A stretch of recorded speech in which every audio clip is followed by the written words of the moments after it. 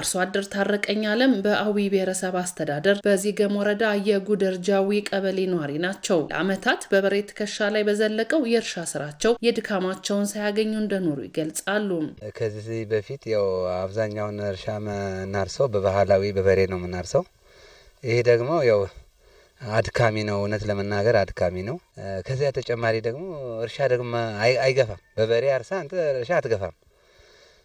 አረምም ብዙም ይሄን ያህል እንትን አያደርግም። ስለዚህ በዚህ አንፃር ምርጥና ምርታማነት ራስ በጣም እየተቀነሰ ነበር። አርሶ አደሩ ባለፉት 3 ዓመታት በራሳቸው አቅምና በመንግስት በተመቻቸ የብድር አቅርቦት የትራክተር ባለቤት ሆነዋል። በዚህም ከራሳቸው አልፈው ለአካባቢው በመትረፍ ተጠቃሚነታቸው ማደጉን ይገልጻሉ። በወረዳው በዞኑም ድጋፍ ትራክተር ገዝቻለሁ። በትራክተር ለማረስ ብዙ መሬት ስፋት ያለው መሬት ይጠይቃል። ግን ይህችን መሬት ያርሰ ራሱ እርካታ ታገኛለህ። ምርቱ ደግሞ እየጨመረ ነው ያለና አዋጪነት አለው። አርሶ አደሩን ደግሞ ዙሬ ያው ቁርጥራጭ መሬቶች ቢሆኑ እያሰረሰን ያለና ብዙ ተመክሮ የወሰደ ነው ማህበረሰብ ራሱ። የዚገም ወረዳ ግብርና ጽሕፈት ቤት ኃላፊ ዶክተር ዳንኤል ሞላ አርሶ አደሩ የእርሻ ስራውን ለማዘመን ያለው ተነሳሽነት እያደገ መምጣቱን ገልጸዋል። አብዛኛው በትራክተር ሲታረስ ውስጥ ላይ ስለሚገለበት እህል አይበቅልም አይነት አስተሳሰብ በጣም አመለካከት ላይ ችግር ነበር።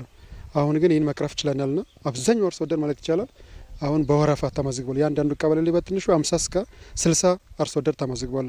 ለትራክተር እርሻ አመለካከትን መስበር ችለናል። የአዊ ብሔረሰብ አስተዳደር ግብርና መምሪያ ምክትል ኃላፊ አዲሱ ስማቸው ለ2018-19 ምህር እርሻ የሚደርሱ ከ100 በላይ ትራክተሮች ግዢ እየተፈጸመ መሆኑን አስገንዝበዋል። እንግዲህ በ2018-19 ምርት ዘመን የግብርና ሜካናይዜሽን እውን ለማድረግ 100 ትራክተሮችን ለመግዛት አቅደን እየሰራን ነው የምንገኘው። እስካሁን 30 የሚሆኑ ትራክተሮችን በእጅ አስገብተናል።